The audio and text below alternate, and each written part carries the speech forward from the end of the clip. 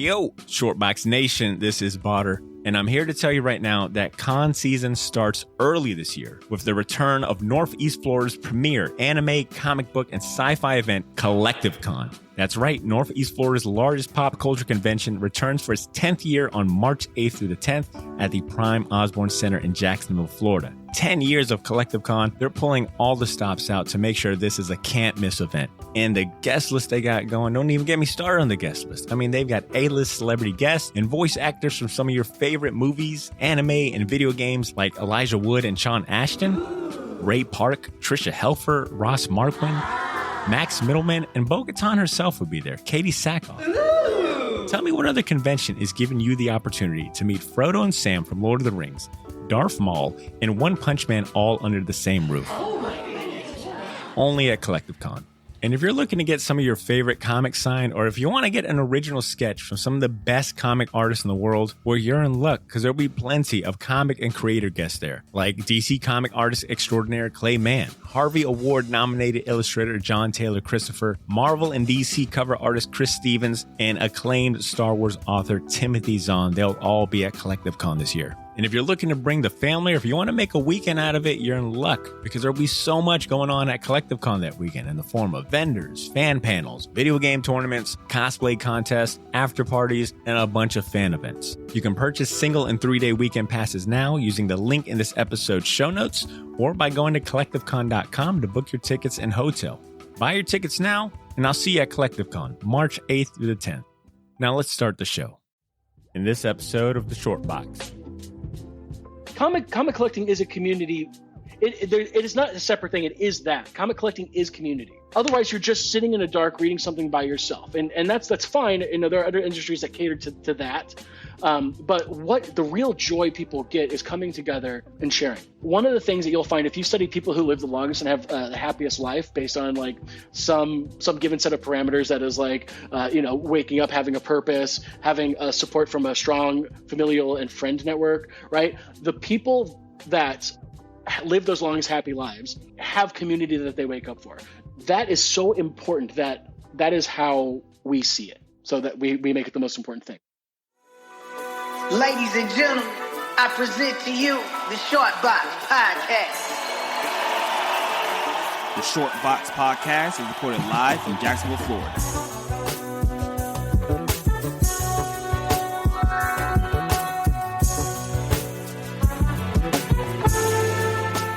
Yo, Shortboxed Nation, welcome back to the podcast.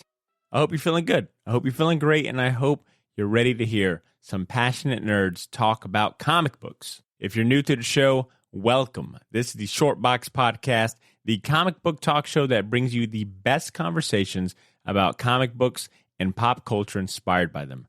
My name is Botter, and this is episode 387. Now, before I go any further, it'd only be fair if I gave you a complimentary caution that this episode may strongly influence you to open your checkbooks and confidently pull the trigger on purchasing that first appearance or another long sought-after Holy Grail comic that you've been eyeing all these years. It might happen this episode, all right? Fair warning. This is the episode for all you serious comic collectors that have the CGC grading scales committed to heart. If slab comics are your thing, or if you're someone that loves the thrill of buying and selling comics, or if you're just curious about how that corner of comic culture works, you're in the right place. Today, I'll be chatting with Ryan Crowe, who you just heard in the intro. He's the head of marketing and community of Shortboxed, which is not to be confused with this podcast, even though it does happen a lot. Shortboxed is a comic collecting app that is dedicated to building the best mobile marketplace for collectors to buy and sell comics. Now, there's no secret about it. My days of serious comic collecting and buying are probably behind me, all right? I'm an old nerd now. I just love reading them, and I give them away. That's how bad I am at selling comics. I just give away my comics. But I do love learning about the business of comic collecting, and you can't ignore the headlines or the fact that the market for comics is very lively and very popular right now. But I am a rookie when it comes to being hands-on with the new way fans are embracing comic collecting, which is why I called on someone who not only knows his way around the market, but he's also a user and a vocal advocate of Shortboxed himself. Hell, he's on the Shortboxed street team. Plus, he's a friend of the show who's no stranger to the co-host chair. He's been on the show twice already. Shortbox Nation. Joining me this episode is Zach Armour from Comic Ventures. What's up, Zach? Nice to have you back. I'm doing good, man. I'm happy to chill with you guys this Friday night and, have a good time, talk about Shortbox and talk about the short box, which people often get confused on the channel. So, Zach, my girlfriend, one of my biggest supporters, right? Loves the show, loves what I do with the podcast. When she first found out about Shortboxed, she sent me like one of their posts on Instagram was like, "Are you aware of this? Do I got to help you out? Legal action? Legal. You let me know." I'm like, "No, baby, they're cool. They're cool. Trust me, they've been around for a minute. They're cool." So yeah, a little confusion here, but that's why we got this episode going on today, because at its core, Shortboxed is an app built for collectors by collectors. And that has played a large part in why the company has been so successful and fast growing since their inception in 2020. It's only been about 3 years since the app launched. Now, they're not just stopping at apps and comic commerce. Come May 7th, they'll be branching into the world of events and conventions with their first ever Shortboxed live event in Santa Clara, California, which is being promoted as the ultimate one-day Comic-Con featuring the best dealers in the industry, which is why I got Zach and Ryan here with us, right? We're going to get all the details on how Shortboxed got to this moment directly from our guys on the inside. But before we bring on our guest of honor, I'd like to give a big shout out to our incredible sponsor, Gotham City Limit, Jacksonville's premier location for comic books, collectibles, toys, and more. We'll actually circle back to them later on in the show. But you will hear about our incredible friends and loyal supporters that make up our Patreon community right now. Because, look, I can't sing their praises enough. They have a special place in my heart. So whenever there's an opportunity to shout them out, God damn it, I'm going to take it, all right? They help us pay the bills so you and everyone else can enjoy episodes like this every week for free. So if you want to be included in this gushy shout-out next time, or you simply want to show your support and appreciation for what we do, what are you waiting for? Consider becoming a member of our Patreon community at patreon.com/shortbox. Just like Greg Lichtig, a.k.a. the host of the First Issue Club podcast, and Jason Barnes, a.k.a. Jay Sinner, did this past weekend, right? Two great guys who both took the leap of faith and have become the newest member of our Patreon community. So they both are going to get a loud round of applause for making the best damn decision of their lives. Zach, do you remember the day that you became a Shortbox Patreon subscriber? I remember the day that I became greatest day of your life, right? The greatest day, my daughter's birth pales in comparison to the day I became a patron on the Shortbox. I remember I was sitting in my car, grabbed my Amazon package. I said, man, you know what? Let me just go ahead and do this. I've been listening to these guys for years. Let me just, you know what? I got stickers. I got a t-shirt. What am I doing? Exactly, Zach. Exactly. What were you doing? Now look at your life. So much better. Now look at my life. It's like my life took a total 180-degree turn. I started doing better on my job. My mom started calling me more since I became a patron. Man. My coffee tastes better. If you're not Shortbox patron, you're investing in the wrong things in life. I'm gonna just tell you that. Zach, look, I'm so glad you said it. Because, I've been saying it for the past 380 episodes, and people think I'm crazy. They call me greedy. All good. They'll see the light one day, all right? One day. Folks, it'll be the best $5 or even $2 that you spend on entertainment, all right? That's guaranteed, all right? If you can't pay the $5 a month, we got a $2 tier, all right? We understand times can be hard. The struggle's real, all right? But there's no reason not to give our Patreon community a shot, all right? Especially if you want bonus episodes, behind-the-scenes content, first dibs on everything we do. All that good stuff. So you absolutely will love what we have to offer on our Patreon. One more time, join the community at patreon.com/theshortbox. And thanks again to everyone supporting us already, especially our two new guys. Big shout outs to Greg. Big shout outs to Jason. With that out the way, let's finally set the stage for our guest of honor. All right, I'm done pushing my wares. I'm ready to start the show. Not only is he the head of marketing and community of Shortboxed, but he's also a professional comedian. He's the founder of the Drunk Theater Company based out of LA. He's also a self-professed art hound, and he's a comic book nerd that is dedicated to bringing the fun back to collecting comics. Shortbox Nation, it's my privilege to welcome Ryan Crowe to the show. Ryan, welcome. How are you? What's up, everybody, Shortbox Nation? It's going to be hard not to say the ED at the end because because that's the we always get that at the office. We're like, hey, it's Shortboxed. It's a past tense. Come on. Yo, this is Botter. Sorry for interrupting this episode, but I'll keep it brief. I wanted to let you know about a massive sale we have going on over at the Shortbox store on all of our merchandise and apparel. That's theshortboxstore.bigcartel.com. You can now save 20% off your entire order using the discount code YOO, Y-O-O. So if you've been waiting for the right time to finally buy that gauntlet snapback, or if you ever wanted to buy any of the shirts you see me wear on the podcast, well, now's your chance to get them for a steal. We still have a few sizes left of everything, but they won't last long, and once they're gone, they are gone. And then I mentioned that all of our apparel is screen printed on high quality material. None of that heat transfer or direct to garment stuff. Our shirts are some of the most comfortable ones you'll ever wear, and the hats look even better in person. So wear your support for the Shortbox Nation proudly, knowing that you're going to look damn good doing it. Get to theshortboxstore.bigcartel.com as soon as you can, and don't forget to use that discount code YOO, Y-O-O, to save 20% off your entire order. All of this information can be found in this episode's show notes if you want to get there faster. Thanks for not pressing fast forward. Now back to the show.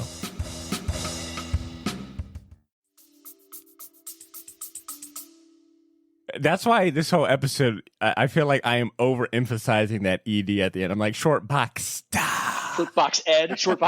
Just, we can say it. They're gonna be emailing the show, being like, "Hey, where's all the graded comics? I went on your." Yeah, exactly. All I'm seeing is a bunch of smiling idiots gushing out, in audio form. Ryan, you live in California right now, right? San Francisco. That's right. Were you born and raised there? No, I was born in Georgia and raised in Missouri. So this is a whole different and better, pardon me, Georgians and Missourians. I like it a lot better out in California. I'm sure they'd probably agree with you too. If they ever left, they would know. Yeah, they see the light. How'd you make your way from Georgia to the other side of the country? Well, we moved. This is a story. I'm old. I moved from Georgia to Missouri when I was a kid. Grew up there. Life happened. I was a nerd, but I was always I'm a little. If you can see me, I got a backwards hat on, which tells you that I've got some bro blood in me too, which I try to fight as much as possible. I had a single mom growing up, and so one of the things I did is I was like, well, she wasn't around, so I read comic books, just as sort of something to keep me busy. And then if I had to go places with her, I would always have am I talking too loud? I think I'm screaming because I'm watching this little sound bar go up and down. Can you hear me? Yeah, you're good. Okay, so I'm super. So ADHD is a thing that probably happened to me when I was a kid. You saw it just happen there. But anyway, so I had comic books. I would say my first like comic book entity was Ninja Turtles, the cartoon. The biggest thing for me. I love the Turtles, but the first comic book hero that is pure comic books. I didn't know the Turtles were comic books at the time, by the way. Let me turn this up a little bit. Okay, can you hear me better? Jesus, sorry, I'm getting distracted by the tech. So comic books, my first comic book hero that I really liked was Superman. Still is my favorite. I know, super boring, vanilla ice cream of superheroes. But so that was my boy. I still like Superman the best. But then, and then after that, I got into like Spawn, and I got into the image scene really early in my life. I was probably 6 or 7, didn't really know what I was reading when Image came out, and so I got really into Savage Dragon and Spawn, and I don't know, Gen 13 was out then, Wildcats, that kind of stuff. How did I come out here? Well, in 2008, I was in college, and the big market crash happened. So I was studying Russian at the time at my university, and I wanted to be a foreign intelligence analyst. So that was my big goal. I spoke Russian pretty well, and my family's been in America for a long time. So I had a couple of attributes that made me like good for that kind of service. But then I started doing social media a lot, and then Google released a social media platform. And I became a suggested user on it. So I was like, this is crazy, by the way. It was like, whenever you signed up for Gmail, which is everybody in 2012 and 2013, I was in the suggested user. So I was right next to it would be like Snoop Dogg, Mark Cuban, me, the Black Eyed Peas. And so I had a huge, I know, it was wild. And how boring would I have been? You were dunking on the Black Eyed Peas? That's dope. Yeah. This is Black Eyed Peas on their way out. So I got to be anyway. Yeah. So I mean, whatever. But that was on that list, and then I was like, oh, I can do this for a living. This is before influencers were a thing. It was pretty early on. So I was like, well, I don't want to work for the government. I don't want to be in academia. I don't want to be a Russian professor. Sleeper agent for the KGB. Exactly. Yes, exactly. Yes, no, I still can speak it a little bit. So anyways, I was like, well, okay, if I want to work in tech, where do I have to go? California. And then when I moved here, I joined a company, which is where I met. This is gonna tie up, I swear to God, where I met Gene, who is the founder, one of the founders and the CEO of Shortboxed. So we started Shortboxed with the other co-founder as a blog in 2013-ish. And the reason we started it is because back then, if you had a blog, you could say you were press. So we would get press passes to cons for free. We'd have to pay to go to cons. Blogs were the shit, man. Like they were before podcasts, like blogs was the shit. Absolutely. So that's how I'm here. And then 10 years later, after I hung out in Silicon Valley for a while, worked in all these tech companies, and I worked in tech companies and video games, and then Gene was like, hey, we actually turned this into a business while you were off doing something else. Why don't you come back and reclaim your spot with Shortboxed? And so now I'm here. That's great. Ryan, I'm gonna give you that was such an efficient answer. Did you know that you just knocked out 3 of my questions back to back and one perfect? There we go. That's awesome, man. Perfect. Do you remember a specific comic book that was the one for you? The comic book for me was this is gonna date me. It's gonna date me so bad. It's The Death of Superman. That made me a comic book reader. Technically my first comic, the first comic that I bought for myself was a 3-part series, Batman vs. Predator. And it was cool. It was dope. Was that Andy Kubert doing the art? Ooh, yes. Long year. Yeah, that's right. It was Long Year Batman. It was incredible. Alien has always been one of my favorite movies. And so Predator, I was reading all these Predator novels. And then I saw Batman vs. Predator. I like Batman. Which is so funny because now I have a sort of fake grudge against Batman because he gets so often compared to Superman. And when the guy in the Marvels trailer said Batman's a fascist, I was the only one who was like, yeah, he's right, that's correct. I was like, yes, no, yeah, I studied Russian. I would know this. All right, Batman's a fascist. I would know. Batman is right there. Yeah. So that was it. So it was Superman, Death of Superman. It was so big. It was so hyped in. If you remember the zeitgeist of the mid 90s, the Death of Superman was one of the major comic events in history because Superman dies. And, obviously in comics, people weren't really sure if they're going to bring him back and whatever. And they made it because this is when comic companies were really like, yo, we can make collectaxes, right? Yeah. So not only was that event important in my life as sort of like a one-off ant in the sort of the taxonomy of existence, but it was important for our entire industry because now we have comic collectibles, and that's when you really started to see the overindulgence of companies trying to bank on collectibles. That's probably one of the earliest maybe precursors to the comic bubble, that comic craze in the 90s. I think that book single-handedly almost created that 90s comic bubble, and you're right, it was the most heavily exactly, and it was the most heavily covered events in not only comic book history but in the media in general. I don't think there's ever been that much media coverage for a comic event. I mean, since then, what was that, 1991? I wasn't alive yet, but even all right, Zach, calm down. We don't need to. I wasn't. I can't say I was there, but I was in the trenches. Crow was like, "Don't you rub your good knees? Don't rub it in. All right, good." I like how you tried to sneak it in there all stealthy. You were like, "No, I wasn't." I couldn't say I was there. Yeah, I couldn't say I was there. But I think even the only thing I'd ever seen that was that heavily covered in just CNN and all those guys was when Miles Morales was revealed as Spider-Man in 2011. I remember seeing that on the news, but I still don't think that would have. I mean, the impact of that is nowhere near. This would. I'm going to table this because this would actually make for a good dedicated topic is comic coverage in the media. Because now you got me thinking about the time that my first instance of seeing a comic event or just comics in the media was the death of Captain America.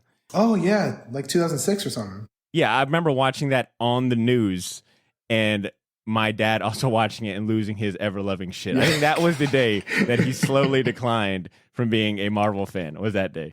That sentence could have ended much harder. You're like, there was a slow decline. He was in bad health already, and then it got him. You're right. I was like, oh my God. Yeah, you're right. Decline is a pretty harsh word. That was the start of him, cutting ties with Marvel, is that day. The day they killed Captain America and plastered it all over the news. I'll never forget. But very good topic. Crow, can you speak to the I guess the transition from Shortboxed being a blog to taking the leap to becoming a dedicated app? And then if you don't mind, dude, give us the TLDR of like, what is it that you do? What is the head of marketing and community?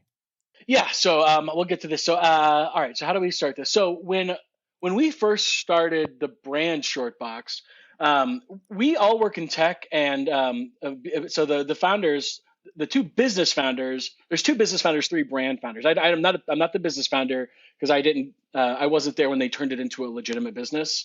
But BJ and Gene are the two co-founders of the company. But when we were starting it out, it was the three of us writing blog articles. BJ is a super talented software engineer. Gene is an incredible businessman. We all met in tech. Gene and BJ were friends. I worked with Gene.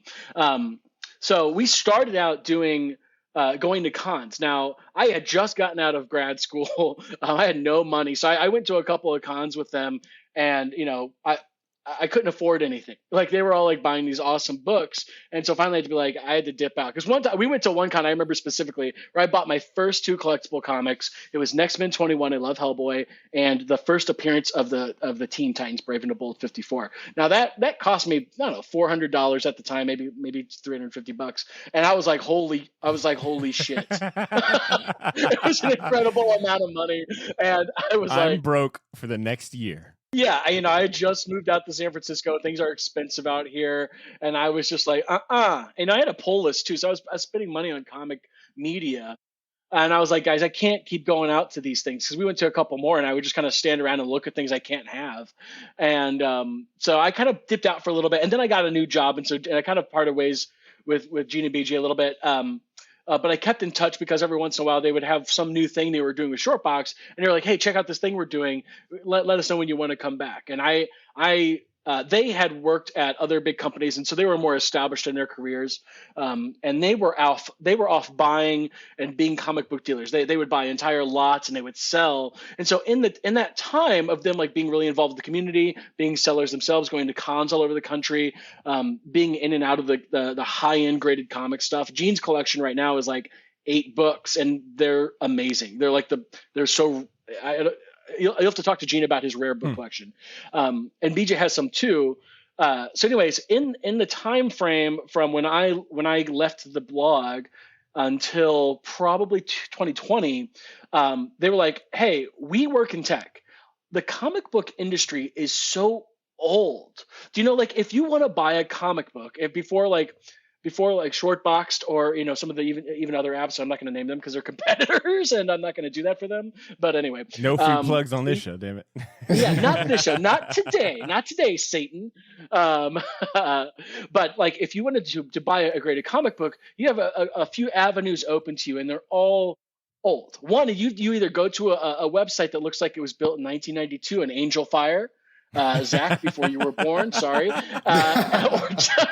GeoCities, which you might remember, or you go to an auction house, or you go to a store, which is the same two ways you could buy something back in the 1800s, right?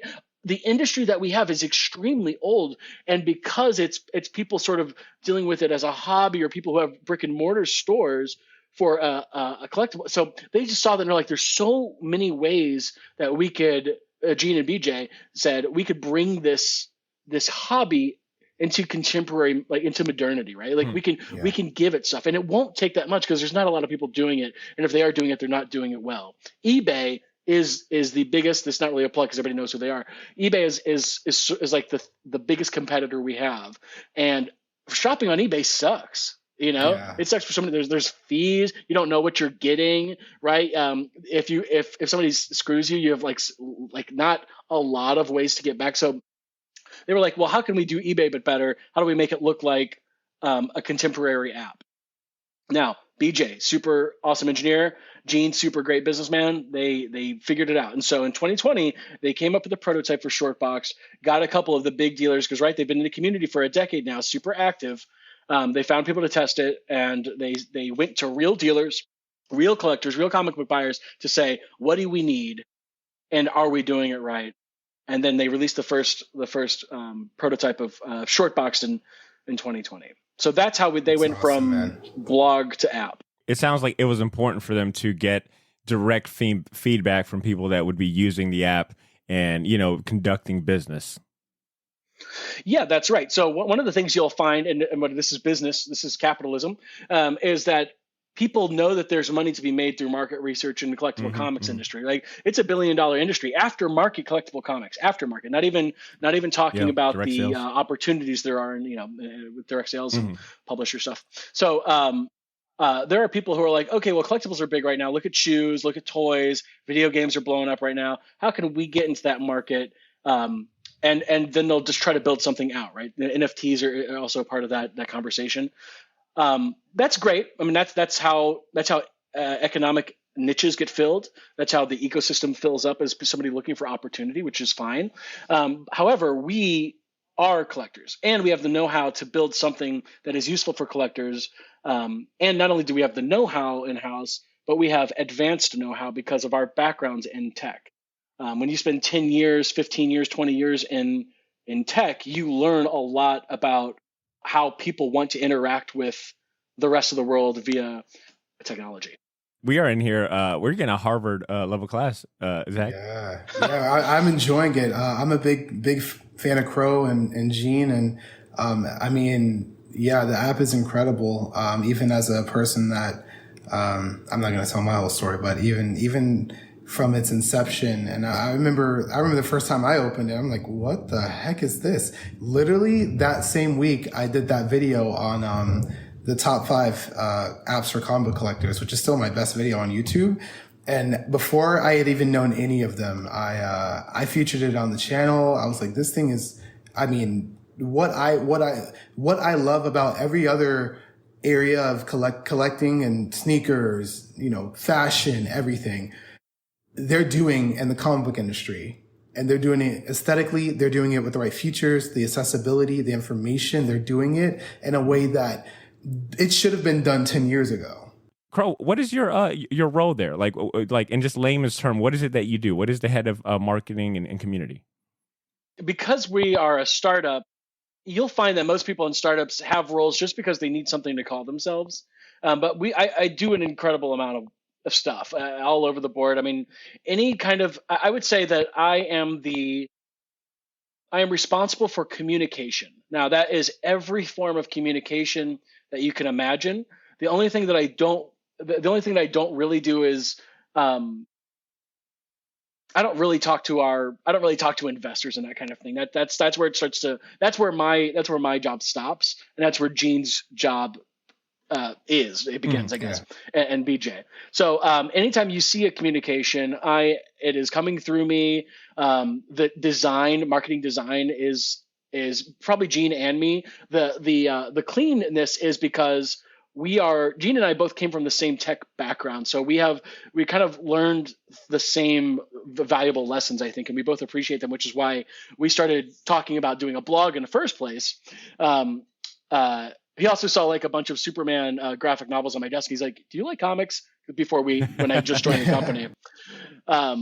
And because I finally had disposable income after being in grad school for so long, I went and bought. The first thing I bought was I just replenished my comic collection. So anyway, ADHD again. So the reason it's so clean is because we are obsessed with design. If you look at anything Shortboxed does, puts out, is we obsess over making something look good because one, it reflects on us, but two, we think that people deserve to have the high quality brand experience that people have in other like GOAT, for example, is one of our shining examples. Perfect example. We love GOAT. I love GOAT. I'm a shoe guy. We all like streetwear, so we're kind of like we're in that area. There are 2 apps that I open every day. I don't care how my wallet's looking. GOAT and Shortboxed. I open them every day. I just sit there and cry, be like, I can't buy these Union Air Jordan 1s. I can't buy this X-Men #1, but you know what? Oh, good. Maybe the two worst collectible hobbies to have: sneakers. Oh, yeah. Oh, and comics. right. Good God. So yeah, communication. And then where's the community aspect come in? Where's that part of the title come in? The most important thing that we think at Shortboxed exist is the community, right? This is where we think we have the advantage because we've actually been part of the community. We've spent a decade getting to know people, learning, what's important, being a part of the community, right? That's the one thing that pushes us beyond what we think other companies, even if they have more money than us, are capable of. Everything that we do is with the community in mind. And so my job is to be like, okay, when we start growing as a company, we cannot lose the community, and we don't want to leave the community. We don't want to outgrow. There's no outgrowing a community, because that is the fundamental building block of a collectible hobby, but also how we get better. So that is where community comes in. How do I interact with the community? I make sure to highlight the community. I make sure to be a liaison with the community. So a couple of the big programs that you'll see that I've started are the Street Team program. Zach's part of it. There's going to be places where I can't be. I'm also fairly new to collecting myself. I'm not some lifelong collector. I'm a lifelong reader, but collecting and reading are not necessarily the same thing. So there's also people that I can't connect to because I don't know them, and so when we have more street teamers, for example, they can go to different parts of the country and talk to different people that we can't do because there's 5 of us in San Francisco or whatever's in the home office, right? We got other remote workers, but we just can't be everywhere. We're not Google, So the street team is super important to us because, one, they're trusted by the community because they're members of the community, and that's what we want to say. We just want to be like, hey, we're still here. We're going to be working on this thing, but we want to make sure that we have representatives out. We want to make sure we're still getting feedback. We want to make ourselves as broadly available as possible. And so when the street team members go out to cons, or when they work cons with us, or sometimes they'll go and the host events where they are, or even when they post content, that is our way of saying, this is still the most valuable thing to us. If you look at our social channels, or even in the app where we have all of our content, it's community members, street teamers. We have community picks, people who aren't in a street team.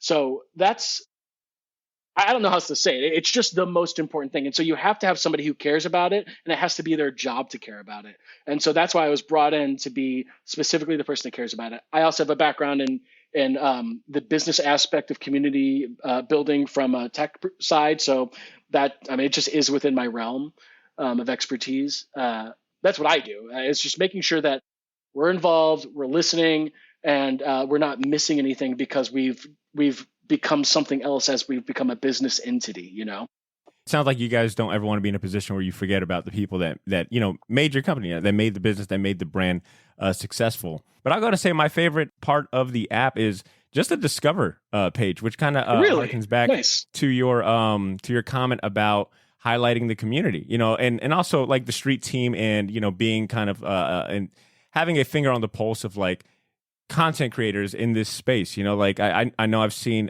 Zach's content on that Discover page. I mean, I've seen amazing.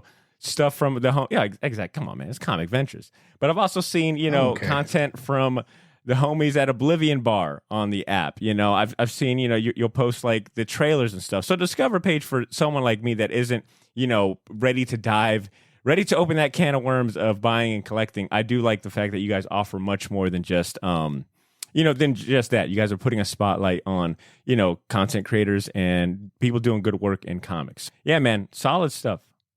I think what a lot of businesses don't get are depending on the industry, we're not a utility. Comic collecting is a community. It is not a separate thing. It is that comic collecting is community, right? There's no difference. There's never. You were saying earlier, you're never going to forget community. It cannot be forgotten. It is the most important thing. We're never going to put community in front or behind, because community exists there whether or not we want it to. It is a force that we work around, not a force that we invent, right? So we just support it. So I think that's always the most important thing, because Otherwise, you're just sitting in the dark reading something by yourself, and that's fine. There are other industries that cater to that. But what the real joy people get is coming together and sharing. So that's why it's so important. There are studies. This is going to get out of hand. Take us there, Crow. Come on, you're in your bag right now. There are studies. Yeah, this is it. This is like I study community. It's my expertise, but like one of the things that you'll find if you study people who live the longest and have the happiest life based on like some given set of parameters, that is like waking up, having a purpose, having a support from a strong familial and friend network, right? The people that live those longest happy lives have community that they wake up for. Nobody in places that suggest like like America is not really good at this, by the way. Individualism, those people don't usually fit into that. But you'll find like religious communities fit into this, by the way. I'm not here to talk about religion. I'm just saying that they provide a sense of purpose and community based on a central belief. Those kinds of people with some strong central purpose, those people live the longest because they have something to wake up for, something to connect with, and something to do every day. And so that is so important, that tribalism that humans are built with, that exist within us as sort of whatever you want to call it, instinctual. If you're more high-minded and spiritual, maybe it's something like that, but I believe it's instinctual. That is how we see it. It is intrinsic to the human experience on this planet, so that we make it the most important thing. Man, if y'all aren't fired out about the Shortboxed app yet, you should be on that thing right now. I'm telling you right now. I forgot I was talking about Shortboxed. I just like You're like, wait, this is a comic podcast, right? that's right. No, that was really well said. And I have no follow-up for how well said that was, so I'm going to take it to someplace extremely nerdy.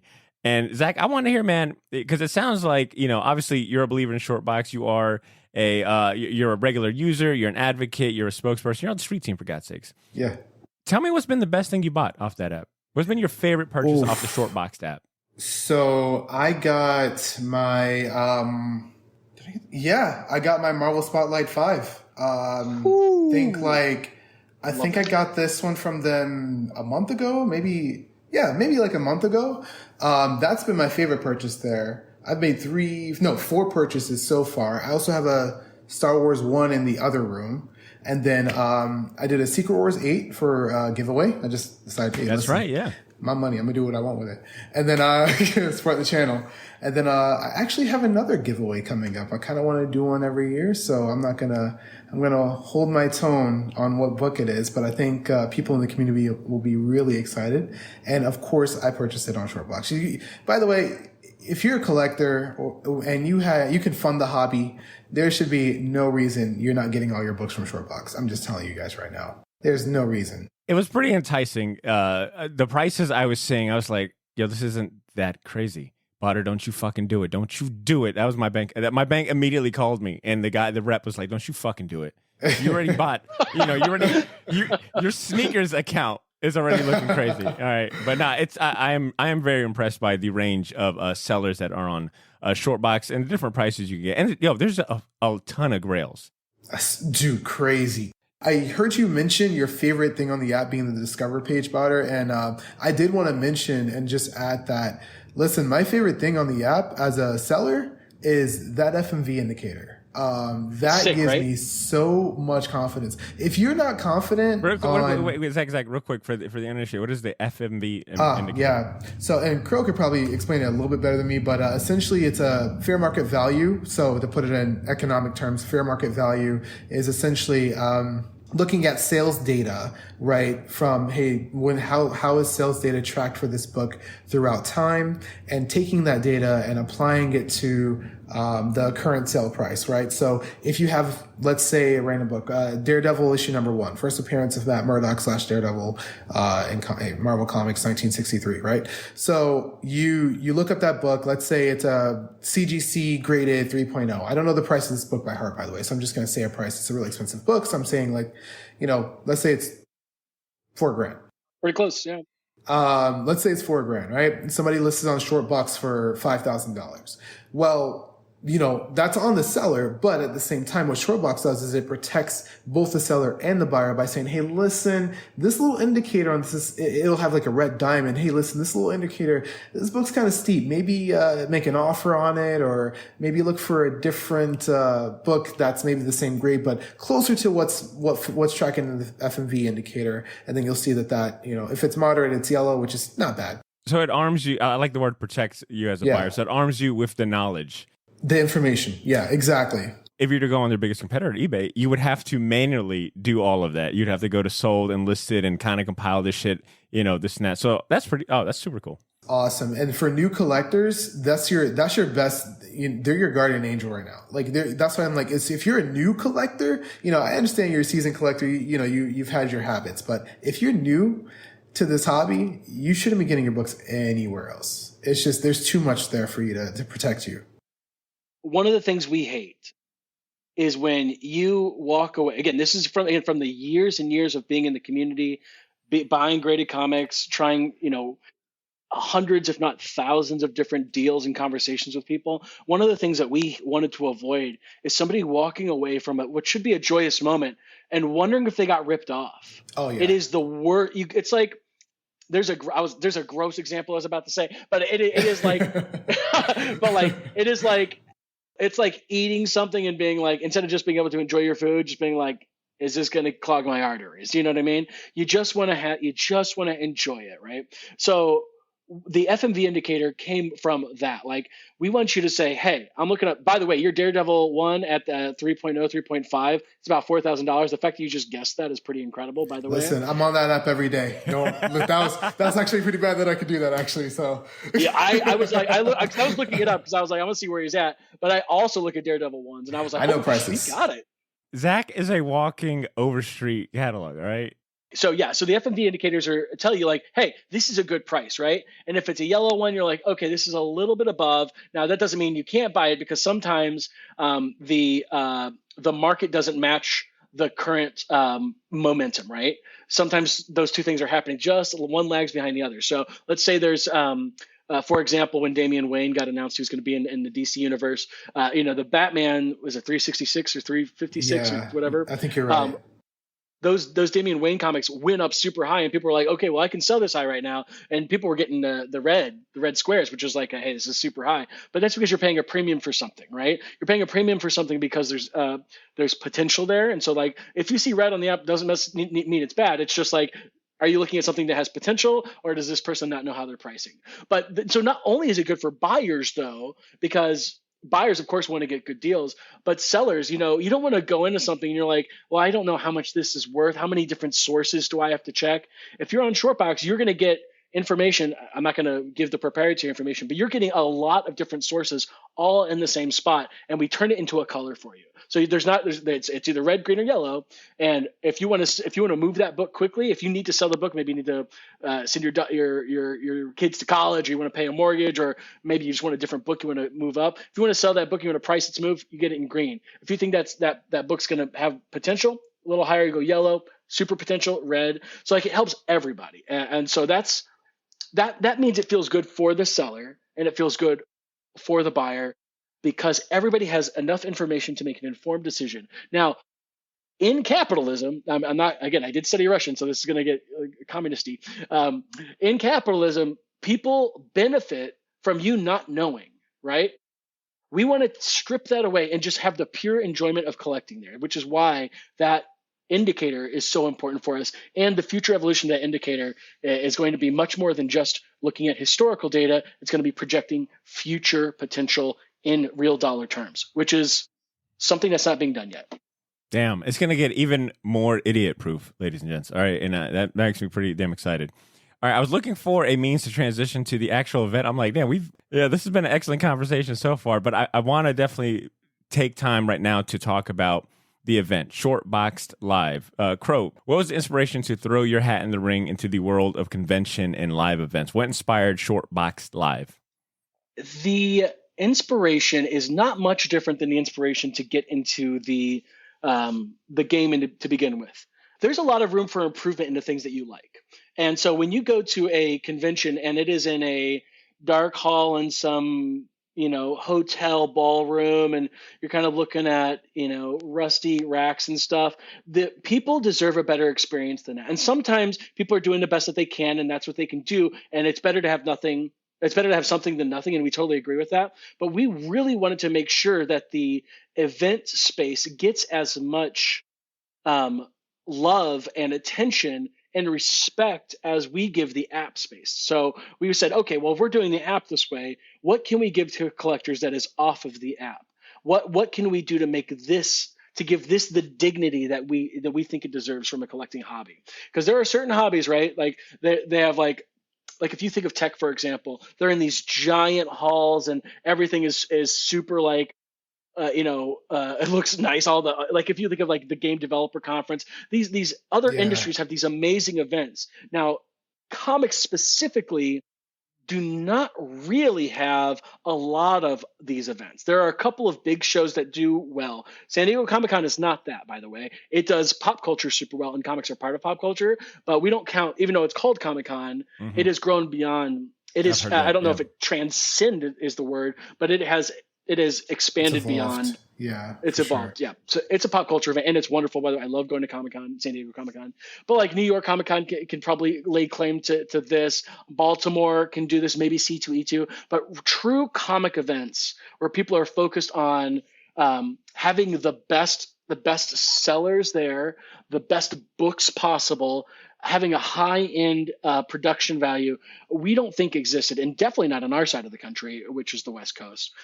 So that was the impetus. And we're like, we know this space so well that we can provide a can't-miss experience. And it's a small con. We're not going to have, it's not going to be MegaCon, right, which is gigantic. It's going to be better. It's going to be better, smaller, though. More intimate. Intimate's the word. I liked MegaCon. That's where I met you, Zach. In person for the first time last year. Yeah. Oh my gosh. That was fun, man.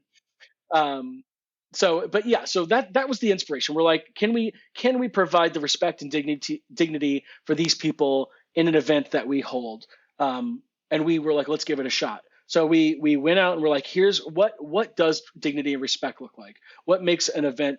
Why would people want to come from all over the country for this one day thing, right? And we're like, okay, we got to have the best stuff there. We got to have the most trustworthy people, and we got to have every aspect of collecting available for people to have. And if it's there, it's got to be the highest quality.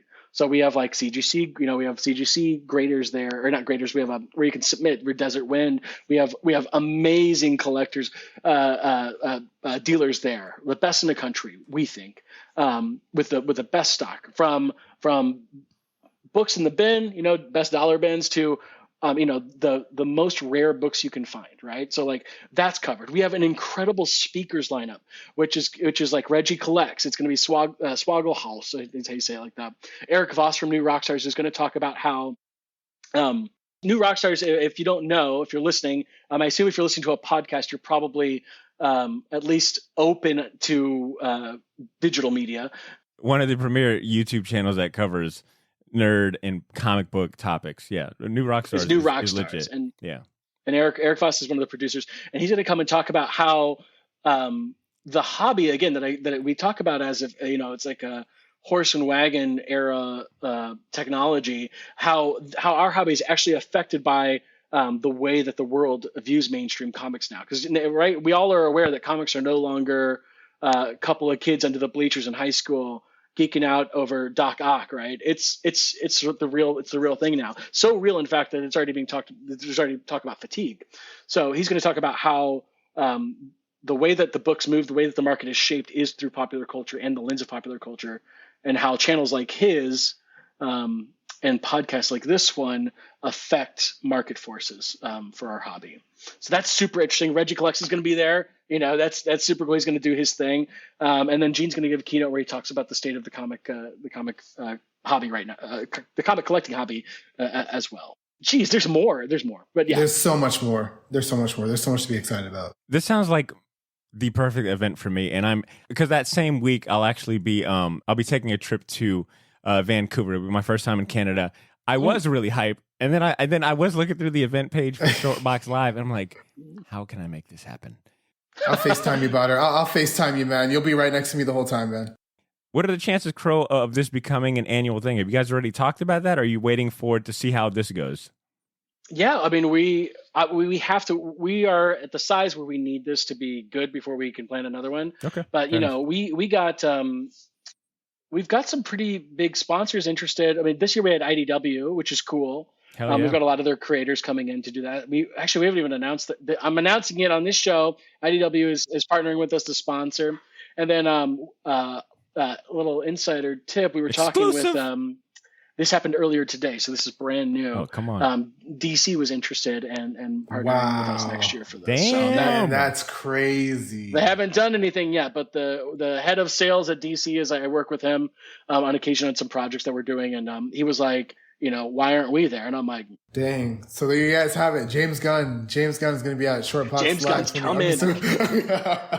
Well, we lost Kevin Eastman this year, so to a different business deal that he had going on. So we tried to make up for that by getting a lot more people. Now, this is where I want our two brands to be confused now. Now, the fact that you guys associate with DC, I'm like, no, we associate with DC. DC is interested in Shortboxed. Yo, the next episode. DC wants Shortboxed. Oh, gosh. Crow, tell us about some of the. Actually, you know what? Let's play this game. You can fill in. You can fill in the cracks where I miss here. But I'm going to say the names of some of the creators that'll be in attendance at the event, and I want to hear just a couple of words that come to mind. How about we kick it off with this creator here that, I'll be honest, is just kind of new on my radar, and I definitely want to pay attention to this person a lot more. Maria the Wolf. Oof. Crow, what comes to mind? You had an audible gasp. For our video watchers, you saw Crow's face when I said that. For our audio listeners, he gasped, right? He almost fainted when I said Maria the Wolf. What words come to mind when I say Maria the Wolf? Maria is the fucking best. She's sick. You used to call me an art hound. It's true. I love getting custom commissioned art from people because I think it's like a one of kind of thing. So anyways, I ran across Maria the Wolf's art, and her art is just like this super visceral, grimy kind of throwback to horror, but it's a little more poppy than that. And I was like, I've got to get this. I've got to get something by her at San Diego Comic-Con. So I reached out to her, didn't think I'd get in touch with her, but she got in touch with me. So I met her at SDCC a couple years ago, and she was like, I'm not doing anything tonight. Can I come hang out with the Shortboxed crew? And I was like, absolutely. So we went out, drank, had dinner. She is awesome. Okay, so she is, as a person, is awesome. Her art is unstoppable. It's like hot lava is poured all over your favorite character, and the attention to detail, and the page just looks like it's fucking gushing and bloody and messy. She's amazing. She's, again, a friend of the company. We had her do the shirt. She's got a variant done. Every single person at Shortboxed, every single one of us has original art by Maria Wolf in the office. She is incredible. Maria, what's up, girl? I hear you. We're going to have some Malort soon. Malort is alcohol. What did you say, Crow? You said her art is like hot lava? If you see her art, you'll know. That is one of the best fucking descriptors I've ever heard. I think the first time I ever seen her artwork was a Danny Moonstar cover that she did. Oh, that was going around. Good. It is. And I mean, that was my first conscious exposure. But it wasn't until I was scrolling through the guest lineup for Shortboxed Live, and you guys had a few of her other pieces, and I'm blown away. You're right; it is like hot fucking lava. It's very kinetic, very detailed, and it punches you in the face. She's also indigenous. She's an indigenous creator, so like the Danny Moonstar thing also takes on a different sort of meaning for her. Okay. It's a different meaning for her, but everything she produces is sick. She does, like, if you've heard of the game Marvel Snap, she's doing art for that now. Wow. She is on the verge. She's on the verge of being huge. I can see it. This name right here definitely grabbed my attention. I know some of our listeners will get excited when I say this. Kelly Jones is going to be at Shortboxed Live. Zach, this one's for you. What words come to mind when I say Kelly Jones? Batman Nightfall, like the most gothic looking Batman art and vibe. Like, come on, man. I'm so excited. I would have also accepted the word veiny Batman too. Definitely a lot of veins. Definitely a lot of veins. However, there's also Sam Keith Batman, which is super veiny. True. If they have the Battle of the Veins. Yeah. I got one more name. I'm going to give this one back to Crow. Tom Waltz, since you just shared the news of IDW, and obviously they've got the TMNT property, what words come to mind when I say Tom Waltz, who will also be at Shortbox Live? Tom Waltz's Turtles for me is Last Ronin. So, like I told you, Turtles is the longest lasting comic book and maybe even big property in my life. And so when Last Ronin was released, I had not paid attention to Turtles for a long time. I missed a lot, but that's what I think. I think of dark Turtle stuff. The thing that got me back into reading Turtles. Turned me back. I had to go back and read, like, when Jennica came in, who's one of the new Turtles. He's also going to be like releasing new stuff while he's there, so he's still working. I think that's going to be great. And we have him doing an interview with Michael Rothman, who actually runs the Shortbox TikTok. Nerd Initiative. Rothy, Nerd Initiative. Michael Rothman. Yeah. Rothy is an actual like a real honest to God journalist. He interviewed Kobe Bryant, for example, tons of famous people. So having him do a Tom Waltz interview, but that's who Tom Waltz is for me. He's Turtles. That's the only thing that matters to me. He got me. I would say Last Ronin is probably one of the stories that really brought me back into comics after I stopped reading for a little bit. So wow, this should come as no surprise. I'm a panel nerd. When I go to a comic convention. I'm usually looking at the list of panels, who's speaking, just stuff like that. And it sounds like you guys got a solid line, which I'm still, now I'm really beating myself up over this trip to Canada. Because that would be awesome to sit in on. Crow, what other names did I miss? All right, I mentioned Maria the Wolf, Mitch Gerard will be there, Kelly Jones, Tom Waltz. Who else is going to be at Shortbox Live? John Chang, Sierra Neely. Those are the big ones that... No, they're all big, but John Jang, Sierra Neely, Tom Waltz, Mitch Gerards, Maria. Those are the ones that personally I'm excited about. However, of course, I'm excited for everybody. If Maria the Wolf is your favorite character getting lava dumped all over him, John Chang is like, if she's fire, he's water. Like, I feel like those two, if you put their artwork next to each other, there's not a lot of, I guess, parallels, but you can kind of see like you're looking at two totally different styles that just make so much sense. It's so cool. Oh, hold on. Doc Shaner. I was like, I'm missing somebody. Doc Shaner's going to be there. I mean, if you've read, I love Bubble Helmet sci-fi, and he worked on Strange Adventures with Mitch Gerards. And so, anyways, that's I haven't read that book.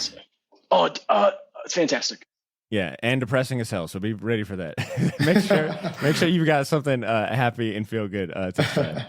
All right, but folks, once again, just to recap, Shortboxed Live is going to be epic. I can feel good if some listeners, if some friends of the show will also attend that event and keep my man Zach company, all right, and give Crow a high five. Go buy one of these Maria Hill exclusive Shortbox Live shirts. The event, once again, is Sunday, May 7th, Santa Clara, California, all right?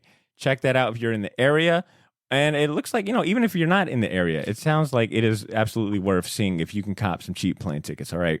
I have one more segment for us to do, all right? I got one more. It's a fun game, all right? Zach, you listen to the show. You know where I'm taking us. You know where I'm taking us next. I'm excited. Before we wrap up, let's end on an even higher. It's been a high note this whole time, right? We've been recording for the last hour and a half. It's been fantastic, but let's take it. You know what? Let's take it to the limit. All right, let's take it to the limit. Let's celebrate the future of comics, like the very near future, like next month's new comic title. The future, yeah, like the very near future. Right? It's time for our next segment, Fistful of Comics. You can either have a mouthful of teeth or a fistful of comics. Fistful of Comics is a segment dedicated to helping all you comic-curious newbies and loyal Wednesday Warriors find the best new comics, the best starting points, and the best creative teams worthy of your time and attention. And to help us with that goal, we've called on our good friend, Ben Kingsbury, the owner of Jacksonville's premier comic shop, Gotham City Limit. He's done all the hard work for us, right? He's went ahead and flipped through all the previews. He runs a comic shop, right? What better person to ask about what future comics are going to be great and worthy of your time and investment than a guy who runs a fantastic comic shop. So he compiled a top 3 list of best new comic books that should be hitting a shop near you. Let's go ahead and get some music going and see what he's got for us today. Okay, I'm really glad, Crow, that you brought up TMNT because, spoiler alert, this is a very TMNT heavy list today. Oh, yeah. I saw. And our listeners should know Ben by now. It means that he also came prepared with plenty of turtle puns. So if you enjoy TMNT and turtle puns, you're in for a treat. You understand what I mean with this first one. Here's Ben. Good morning, good afternoon, or good evening, Shortbox listener. I'm Ben K, representing Gotham City Limit in Jacksonville, Florida. And these are my 3 FOC picks of the week you should add to your Shortbox immediately. First up, IDW Publishing presents TMNT, the 2023 annual. TMNT Out of Time. Sometimes the annual issue of any comic can feel a bit like a money grab. However, this issue has a first appearance of a new villain from the future. What these teenage ninjas run into on a simple patrol will leave them shell-shocked. Realities collide for the brothers as they face a mysterious foe from the future. On a side note, it's interesting the artist drawing this book is named Vlad because this character from the future has some serious Vlad the Impaler vibes going on. All right, that was TMNT Turtles Annual #1. All right, Turtles Annual 2023, obviously. #1, that hit shops at the end of May on May 31st. All right, next up, be prepared to take a trip down memory lane with this next one. Ben's tapping into your childhood with this next pick. Listen up. Next up, and this might sound familiar, IDW Publishing presents TMNT Saturday Morning Adventures Continued #1. Was there anything better than waking up at the crack of dawn to start watching Saturday morning cartoons? Well, not for us 80s kids, there sure wasn't. Join your favorite teenagers in their first multi-part adventure. Remember the Rat King? Well, what happens when his control over rodents begins to wane? And in its place, he finds the ability to control reptile life. Well, nothing good for our heroes in a half shell. Grab a bowl of your favorite sugar-packed cereal and be there for part 1 of The Turtle King. I don't know about you guys, but I really want a bowl of Honey Smacks so bad right now. Like, just hearing him talk about cereal. Sounds so Captain good. Crunch for me, baby. That's Captain Crunch. Zach, what's your cereal choice, man? Man, I didn't do a lot of cereal as a kid, but I think my go-to was like Cookie Crisp. Oh, okay. That's Yeah. That's like an easy one for Cookie me. Crisp. Any day of the week. Crow, that was great. Dude, I love Cookie Crisp was dope. All right, folks, that was TMNT Saturday Morning Adventures Continued #1. Sounds like a new series, a new issue 1 start, and that also will be dropping on May 31st. So you can pick that up and the annual on the same day. And last but not least, all right, on this list, and certainly switching it up, is one that I'm very interested in because it's combining 2 of my favorite passions and 2 of my favorite hobbies, comics and video games, into one thing. Here we go. And last but not least, Image Comics presents Arcade Kings #1 of a 5-part series. Fans of Invincible and Murder Falcon, do I have a comic for you? The hottest new player at the Roundhouse Arcade, aptly named Joe, is being constantly challenged, except no one can seem to beat him. However, Joe's past is about to catch up to him. Can Joe combo his powers on a Joey stick with his fists and his fighting family legacy? Grab a copy of Arcade Kings to find out how deep this rabbit hole goes. Well, another week has come and gone, and I'm still Ben K, representing Gotham City Limit in Jacksonville, Florida. If you're around Jacksonville, Florida for Saturday, May 6th, make sure you stop by the Limit for Free Comic Book Day. Remember, with great power comes great responsibility, and always take it to the limit. There we go. Look, do you know what would be my ideal comic Oh, I already book? know what you're about to say. Well, comic book weekend? I already know what you're about to say. All right, Zach, check this out. This is a three-piece, right? Ideal comic book nerd weekend. Friday, I have the day off so I can go watch Guardians of the Galaxy 3 in like the ultimate, like 4D Dolby Cinema. 4D. And then I fly from Jacksonville to fucking Santa Clara, California. No, I'm sorry. Not yet. That's on Sunday. Not yet. You want to do Free Comic Day first. Yeah, you're right. Free Comic Book Day at Gotham City Limit on Saturday. And then I catch me a little red eye to Santa Clara, California on Sunday, right? Shortbox Live on Sunday. Come on, man. Perfect. That's an ultimate comic book 3-day weekend. I just remember it's Free Comic Book Day last night. I was like, oops. I usually take my daughter. I was like, all right, well, You're going to be here. Yeah, that means you get to celebrate it in like a new shop. I guess you have a point. All right, folks, that was Arcade Kings #1. That comes out May 17th. Fun fact, me and Drew actually spotlighted and got really hype about this when we were flipping through. I think it was last month's preview or the one before that, but it was featured in one of the previous catalogs a few months ago. Full warning, all right, because, I'm always trying to look out for your wallets, and, I understand the struggle is real, and, I'm also cheap. This is a $7.99 book. Image #1, that's $7.99, and I don't know if it's oversized or whatnot. All right, so just full transparency, I will probably still buy it because the premise sounds fucking rad. All right, gents, of the 3 options presented today, TMNT Ninja Turtles Annual #1, TMNT Saturday Morning Adventures Continue #1, Arcade Kings #1. Which one are you most interested in? Which one piqued your interest the most? Crow, take it away. Ooh, this is hard because all of those things are right up my alley. Arcade Kings. In case you haven't seen me in person yet, I look like somebody who would call himself an arcade king.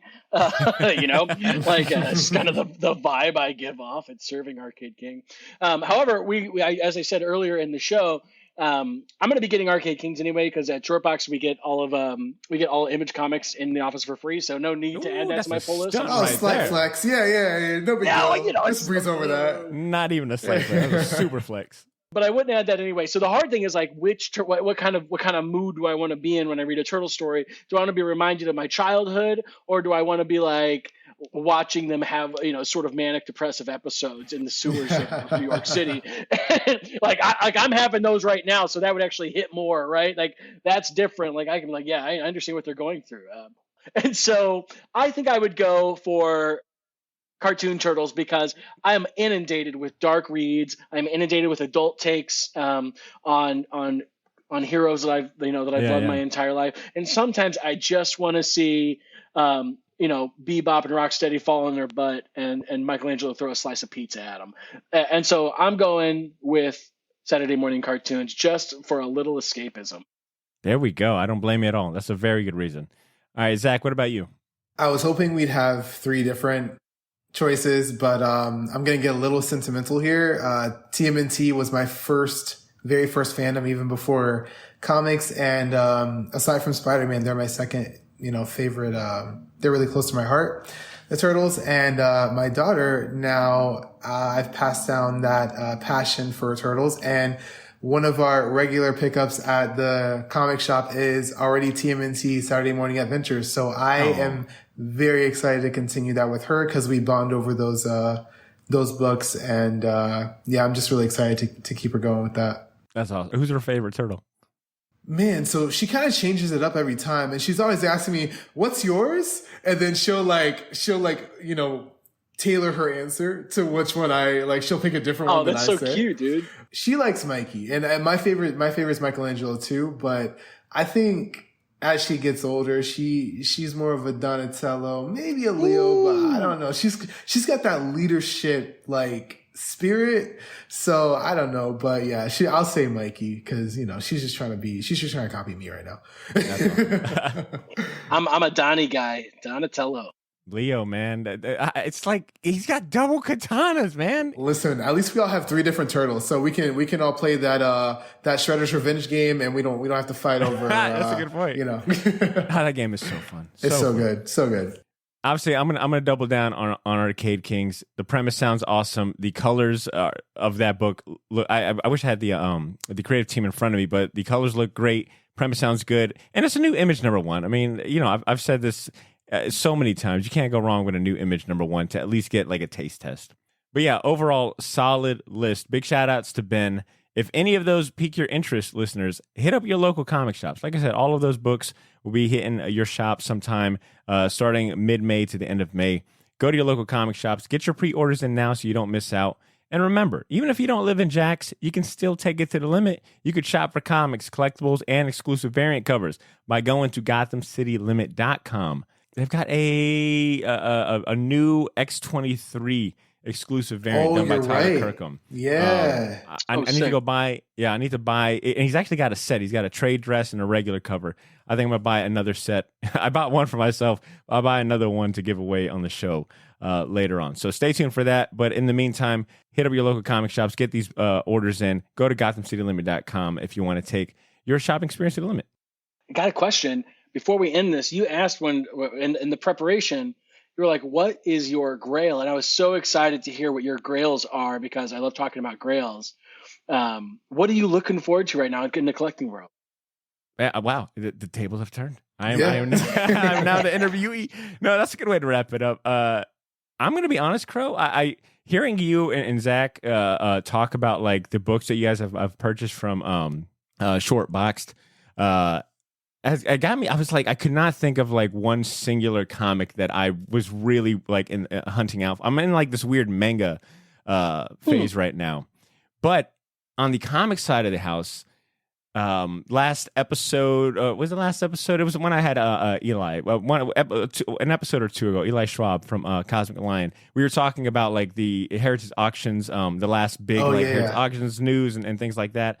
And right now on my radar is buying original comic art. I have one or two pieces that were gifted to me. I've never bought my own like original piece of like a panel or a cover. I have like commissions and sketches, but I want to start getting into that world. And for a lot of the reasons that we kind of talked about, just being like an art hound and appreciating comic art as like this, on the same level as fine art. So that's where I'm at right now. And if I could find anything by like my favorites, like if I can get a panel or a page from like Spider-Man Blue or Daredevil Reborn, like my favorite books, nice. I think I would, I'd be in heaven. Or something by like John Buscema or something like that. Man, good. Get ready to spend some Skrilla vanilla. Yeah, that's gonna be crazy. Oh, I know. Zach, tell me, and I want to hear from Crow too. What is a grail that is currently on Shortbox right now that you've got saved, that you're ready to pull the trigger on at as soon as a nice tax refund hits? Oh my gosh, man! If I pull up my favorites right now on this, pull it up, Zach. Listen, I'm recording, so I can't. But listen, it's crazy. So actually, this year, I was hoping to get a Giant Size X-Men issue #1. So that's going to be my next grail. That's, if you don't know, listeners, if you don't know, that's the first appearance of a lot of our favorite X-Men in comic continuity. So first appearance of Storm, Nightcrawler, Colossus, and Nightcrawler is my favorite X-Men. It's actually the second appearance depending on if you count Hulk 181 or Hulk 180 as his first appearance, we won't have that debate. It is the second or third appearance of Wolverine as well. So great cover, iconic book, and definitely has been on my list for a while. I opted to get a tattoo, really expensive tattoo in this Marvel Spotlight 5, and kind of pushed out the 2024 plans. But listen, it's still one of my favorites, and if some money comes my way miraculously, and I take care of priorities first, that's going to be next. But if you're asking me what my grail is, like if I hit the lotto and I ended up on the app, it's the very obvious Amazing Fantasy 15. Oh yeah, right? That's a very obvious. Gotta have it. Yeah. I'm gonna be a little cliche with no shame, because listen, you're lying if you don't say that's your grail. You're lying. I got a weird thing for you here. I do not care that much about Spider-Man. I know, dude. I'll see you guys. I know. I'll see you later. Here's the thing. So I like Spider-Man now, but when I was growing up, Spider-Man was not part of my life. I don't know what happened, by the way. I know I'm weird, right? Like I know this is strange. I did not watch Spider-Man. I didn't run across comic books. I read Image and DC books. I read X-Men, but like I didn't watch the TV shows. The first time that I even was like that Spider-Man even came around for me was like the Tobey Maguire movie. And I was well into I was like in my teens by that point, right? I just I don't know what happened, because for somebody who reads comics, right, you're going to run into Spider-Man. I just never got it. I know. I don't know what happened. I mean, I have some big Spider. I'm collecting Spider books because the art is so. Because when you become a collector and you see it so often, it grows on you. So like, I have a 0.5 collection, and so I'm trying to get the first 50 of ASMs in 0.5s, which is hard to do. So I've got an ASM in 1.5 that's on the app right now that I'm thinking about buying, but it's 4K. And part of me wants to use that for Adventure Comics 210, which is the first appearance of Crypto, the Superdog. Good choice. And it's super hard to find. Wow. I had one just come to mind because I seen it at Collective Con, and I could not afford what they were asking for. But it was, I want to say it was it was a San Diego Comic Con brochure or what do they call it? Program guide. Oh, wow. I already know what you're talking about. Well, Crow, help me out here. San Diego Comic Con program guide number 2, I think, has like the first image of like Spawn or something in it. Are you thinking about Malibu's Sun? Like, because the San Diego Comic Con 2 is big for being first Hellboy. Which is what people think about. Yeah. Yes. All right. So San Diego Comic Con pamphlet or program guide book 2 has this really silly cover, and I can't recall the name of the artist off the top of my head right now. I want to say it's like a classic like cartoonist. It's Don Martin, art hound for real. But it is the first like official appearance of Hellboy, and you would look at this cover and you're like, wait, Hellboy isn't that? But it is like this beautiful like shade of blue and like the big old like parrot looking bird on it, and this plumber on it, and it is so like it is so deceiving. But it goes for a pretty penny, and I think something Hellboy or early Spawn. I love like how early Spawn was showing up, and like Malibu's Sun, and then I think lately, like just recently, cartoonist Kayfabe found that he was in a very early like Wizard issue number 2 or something. So like books like that like really intrigue me. Like not the official comic books, but things like San Diego, like the program guides, this magazine has it. That's what like really intrigues me. Botter, I'm gonna blow your mind real quick, because I'm gonna give you a better key, and it's got Hellboy on the cover, and it's his actual first appearance. It's Dime Press number 4. It's an Italian comics magazine, and it is the actual first appearance of Hellboy. I'm familiar with that. That's right. Unless you count, which I don't, but some people do, Salt Lake City Comic Con pamphlet 1988 or something like that. But it was like, it has a demon that has Hellboy, the Hellboy like buckle, but it doesn't look like Hellboy yet. But I think what counts is the first appearance of Hellboy, Dime Press 4, Italian magazine. They only made 2,500 of them, and a lot of them got damaged because of the shipping. So there's only a few of them out there. Buddy, you're selling your house. You can get a low grade for $1,500. It's affordable. You know what? You might have managed to make this I think this is official. My new official grail is Dime Press 4, because to your point, Hellboy is on that cover, and it's like an early prototype. It's the white and black version of himself, and it's a Mignola cover too. So it's a Mignola cover. It's a real win. Sick. It's sick. Really sick. It's better than San Diego Comic Con 2 is like classic, and you see it all over the place, and so you kind of just like it sits in your head, and you're like, oh, that's cool, that's fine. But that Dime Press 4 cover is baller. Agreed. Oh, it's actually not bad. So that's a good one. My grail right now, Adventure Comics 210 is my next affordable grail if I can find. It's just so hard to find. But my real grail is my favorite artist is Mobius. But like I've got a piece of original art by Mobius. It's a sketch, so it's like inside of a book. So that's great. It's my most prized possession. It wasn't even my most expensive one. I got lucky because they're so hard to find. But I want, and they're so expensive, art. I want something from the Inkle, but a page from the Inkle costs 20, 30, 40, 50K. For good reason. That is a classic. If listeners don't know who Mobius is, listen to episode, I think it's 334. I think you guys did that. Yeah. Has Zach become the official, our official historian? Listen, I'm both at Listen to Shortbox and Shortbox. I am like y'all's like walking ambassador. I stay on top of it. Well, I appreciate that too. You're killing it. Both of you. This has been a fantastic conversation. This has been a great way to wrap up a very hectic and busy week. Great way to spend a Friday night. Ryan, I'm gonna have links for folks to download the Shortboxed app. I'm gonna have the ticket page for the event in the show notes as well. And like I said, I'm gonna have your a link to your personal social as well, so people can give you a follow, can check out Shortboxed themselves, maybe even buy tickets and attend the event themselves. If anyone does attend the event, absolutely, I'm begging for you to send us an email, tell us about your experience. Zach, I want to definitely get a recap from you as well. All right, I'll be doing a lot of coverage, not officially through Shortbox unless they ask me to, but I'll be having my stabilizer there, and whenever I'm not working there, I'm going to be going crazy getting content and sharing and telling people what I'm up to and coming back with a recap. So I'm excited to do that too. Yeah. Done deal.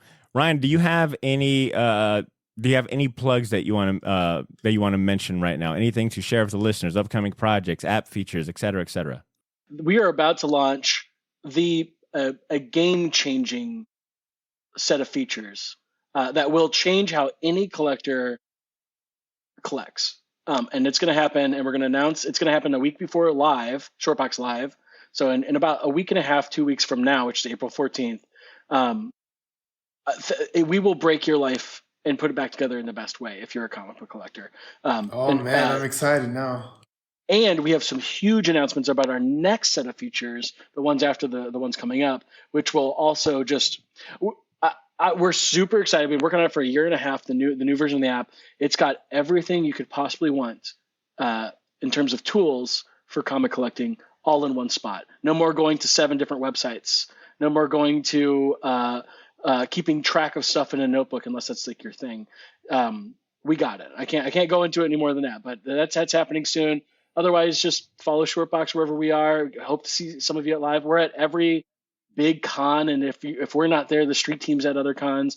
We love to hear from you, and I hope I can meet you someday. Hell yeah. Well said. Ryan, you've been fantastic. Zach, thank you for co-hosting this episode. Enjoy the rest of your nights. You guys be well, take care, and you guys are always welcome back, all right? Hell yeah. Always. And there you have it, Shortbox Nation. That is our show today, all right? Thank you for hanging out. Thank you. And a big shout out to Crow, big shout out to Zach, and a big shout out to the entire Shortboxed team. If you enjoyed this episode, which I think it's safe to say you did because you're hearing the outro. No one stays until the outro if they didn't have a good time, all right? If you had a good time with this episode, do me a favor. Share this episode with a friend or someone you know that loves comics as much as we do. And if you're feeling extra generous, feel free to leave us a review on Apple Podcasts or Spotify. It would mean a lot to us. It would help us out big time. And it doesn't cost you anything. It might cost you like 10 seconds, but it would be a major help for us in spreading the word. And you want us to grow, right? You want us to get bigger and better. Help us out. Leave a review. Next week, I'll be talking about the best day in comics and arguably one of the greatest holidays behind Christmas. I'm talking about Free Comic Book Day. That's right. We're going, not only is the whole episode going to be dedicated to Free Comic Book Day, but I'll be talking about the origin of the event with the man that started it all. He's basically like a patron saint in comic books, all right? The guy that started Free Comic Book Day is going to be on the show next week. So make sure you come back to this feed, to this podcast app, however you're listening. Come back next week for that episode. It is awesome. Now, if you want more content from us in the meantime, if you're impatient like me, if you're like, I can't wait a whole week, well, where's the next episode? I need my Shortbox Fix Spotter. Head over to our Patreon community.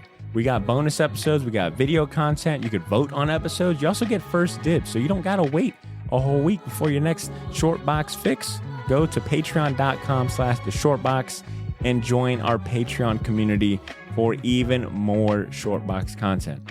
In the meantime, take care of yourselves. Go read your comics, all right? I know you got a stack in the corner. I do. And that's what I'm going to do right now. I'm going to go read some comic books.